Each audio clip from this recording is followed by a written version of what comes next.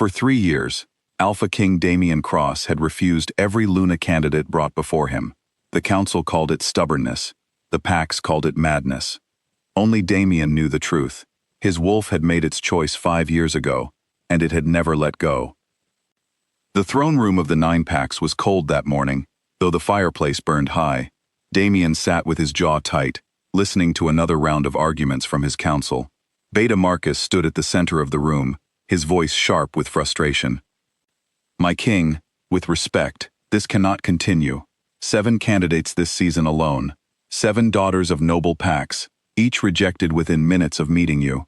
The other alphas are beginning to whisper that you are unfit to lead, that your wolf is broken." Damian's eyes flicked up, unreadable. "My wolf is not broken. It simply knows what it wants." "Then tell us what it wants," Marcus pressed, "so we can find it before this kingdom falls into chaos." Damian said nothing. He could not tell them the truth. He could not say that 5 years ago, on a night he still saw in his dreams, he had rejected his own fated mate to save her life and secure his crown.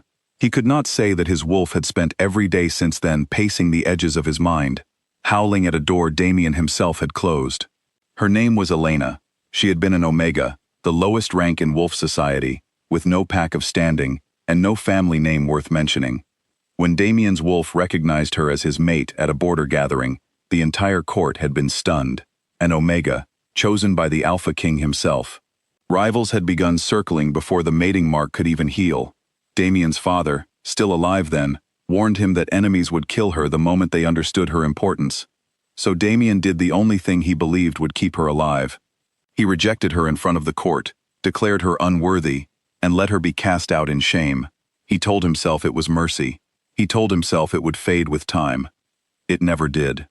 Elena disappeared into the southern territories after that, and Damian heard no word of her again. Until this morning. A guard entered the throne room, breathless, and bowed low. "My king, there is someone at the gates. She says her name is Elena Voss, and she has come with an escort bearing the crest of the Silver Moon bloodline." The room went silent. Damian's heart, still and controlled for 5 years, slammed hard against his ribs. "That bloodline was destroyed," Marcus said slowly, "wiped out before you were born." "Bring her in," Damian said, his voice steadier than he felt. The doors opened, and Elena walked through them. She was not the frightened Omega he remembered. She walked with her chin lifted, her steps measured and sure, flanked by 4 wolves in silver armor Damian did not recognize. Her hair was longer now, her eyes sharper, carrying a weight of experience that had not been there before. She looked at him the way a stranger looks at someone they have no reason to fear.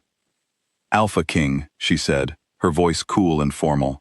"I have come to reclaim what belongs to my bloodline." Damian rose from his throne without meaning to. His wolf, silent and starved for 5 long years, surged forward beneath his skin so suddenly it nearly took his breath away.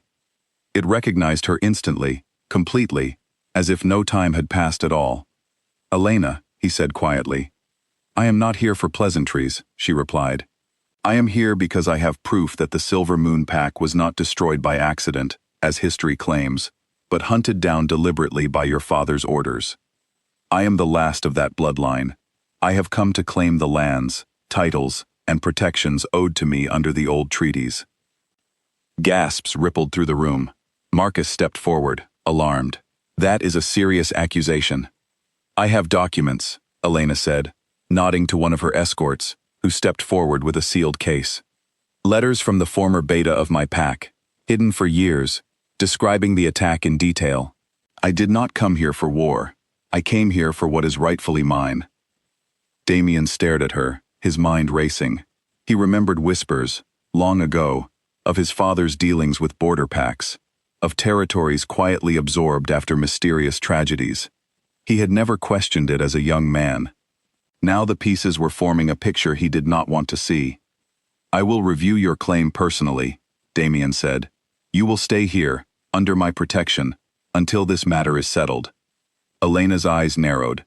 "I do not need your protection." "You do," he said, "whether you want it or not. There are alphas in this room who would see an heir to Silver Moon lands as either a prize to be married or a threat to be removed. I will not let either happen. For a moment, something flickered across her face. Some memory of the man he used to be before the crown made him hard. Then it vanished, replaced by cool distance. Fine, but do not mistake my presence here for forgiveness. I would never, he said quietly. That night, alone in his chambers, Damien's wolf would not rest. It paced and clawed at the edges of his control, desperate to go to her, to explain, to beg. Damien pressed his palms against his eyes and remembered the day he had rejected her, remembered the way her face had gone pale and still, the way she had not cried, not once, only nodded and walked away as if she had expected nothing less from the world. He had told himself he saved her life, but looking at the woman who had returned, hardened and armored and utterly unafraid, he wondered if he had only broken her instead, and if survival had cost her every soft part of herself. In the weeks that followed, Elena settled into the castle as a guest, though everyone understood she was something far more complicated. The council debated her claim in long, heated sessions. Some believed her documents were forgeries, planted by rival packs to destabilize the throne. Others, particularly the older wolves who remembered the Silver Moon pack before its fall, recognized the seal on her letters as authentic. Damien assigned his most trusted historian, an elderly wolf named Corvin, to investigate.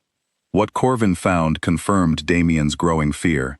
His father had indeed ordered the attack on Silver Moon territory, not out of necessity, but out of ambition, to seize their lands and erase a bloodline that an old prophecy claimed would one day challenge or complete the ruling line of the Nine Packs. The prophecy itself was vague, buried in old texts, speaking of a broken line and a hidden line joining to bring true balance to the packs. Damien's father had interpreted it as a threat. He had chosen extermination over uncertainty. When Damien showed Elena the historian's findings, she read them in silence, her hands steady even as her eyes glistened. "So it's true," she whispered. "My family did not die by accident. They were murdered so your father could sleep easier on his throne." "I am sorry," Damien said, and meant it more deeply than he had meant anything in years. "I did not know." "Would it have mattered?" she asked, looking up at him. "You rejected me before any of this began. You did not need a prophecy to decide I was not worth keeping." The words struck harder than any physical blow could have. "I rejected you to protect you," he said. "My father told me enemies would kill you the moment they understood what you meant to me. I believed I had no choice." "There is always a choice," Elena said. "You chose your crown." Damien had no answer for that, because some part of him knew she was right. He had chosen the safety of his throne, wrapped in the excuse of protecting her, when perhaps there had been other paths he had been too afraid to search for. Elena's presence in the castle did not go unnoticed by the wider packs. Word spread quickly of a hidden Silver Moon heir, and alphas from neighboring territories began sending envoys, some offering alliances through marriage, others quietly testing how much support they might gather if they moved against Damien directly. The kingdom, already uneasy from years of an unclaimed throne beside him, grew tense with the scent of coming conflict. One evening, as Elena walked the castle gardens alone, a group of wolves loyal to a rival alpha named Kestrel approached her under the pretense of offering condolences for her family's fate. Damien, warned by a loyal guard, arrived just as the conversation turned threatening, the strangers pressing her to consider an alliance that would remove her from Damien's protection entirely. His wolf did not wait for permission. He moved between Elena and the strangers, his presence radiating authority that made even hardened warriors take a step back. "She is under my protection," Damien said, his voice low and dangerous. "Leave, or explain yourselves to the council." The strangers retreated, but the message was clear. Elena was no longer just a guest. She was a target and a prize, and the kingdom's uneasy peace was beginning to crack. "You did not need to do that," Elena said once they were alone, though her voice had lost some of its earlier coldness. "I did," Damien replied. "Whatever you think of me, I will not let anyone harm you again." "Because your wolf demands it?" "Because I demand it," he said. "The wolf and I are not so different anymore. We have both spent 5 years regretting the same mistake." Elena looked away, her jaw tight, but she did not walk away this time. Over the following days, something shifted between them, slow and cautious, like ice beginning to thaw at the edges. Elena began asking Damien about the kingdom, about his decisions as king, testing whether the boy who had once loved her had grown into a man worth trusting. Damien, in turn, learned of the years she had spent in exile, surviving alone, building strength from nothing, training herself in ways no Omega ever had, driven by a need to never again be as powerless as she had been the night he cast her away. "I used to hate you," she admitted one night, as they sat together in the quiet library, far from the eyes of the court. "I used to imagine 100 ways I would make you regret rejecting me." "Did any of them work?" Damien asked, a faint, tired smile touching his lips. "No," she said, "because somewhere along the way, I stopped caring about revenge and started caring about surviving. And then I stopped caring about surviving and started caring about becoming someone strong enough that no one could ever discard me again." "You succeeded," he said quietly. "You are the strongest wolf I have ever known." Elena's eyes met his, and for the first time since her return, there was no wall between them, only two people who had once loved each other, standing amid the wreckage of choices neither could undo. The conflict came to a head sooner than anyone expected. Kestrel, tired of waiting for political maneuvering to work in his favor, launched a direct assault on the castle, believing that with the kingdom divided over Elena's claim, Damien's forces would be too fractured to respond effectively. He was wrong. Warriors clashed in the castle courtyard beneath a night sky lit by torches and moonlight. Damien fought at the front of his forces, his wolf finally unleashed in full after years of restraint. Beside him, to the shock of every wolf present, Elena fought as well, her movements sharp and precise, revealing a strength few had suspected an Omega could possess. In the heat of battle, something within her broke free entirely, an ancient power tied to her bloodline, long dormant, now awakening under the pressure of the fight.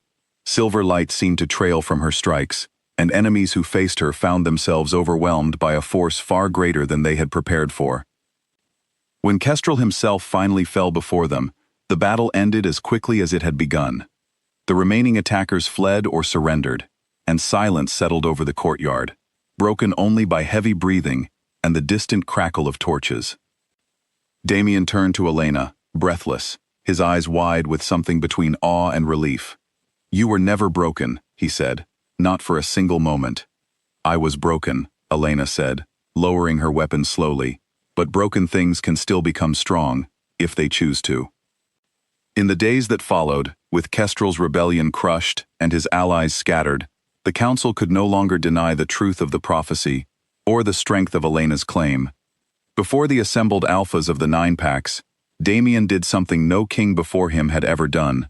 He stepped down from his throne, knelt before Elena, and asked not for forgiveness, but for the chance to earn it, day after day, for as long as she would allow him to try. Elena studied him for a long moment, the weight of years and pain and hope passing silently between them. "I am not the same woman you rejected," she said finally. "I do not need saving, and I will not be discarded again." "I know," Damien said. "I am not asking to save you. I am asking to stand beside you."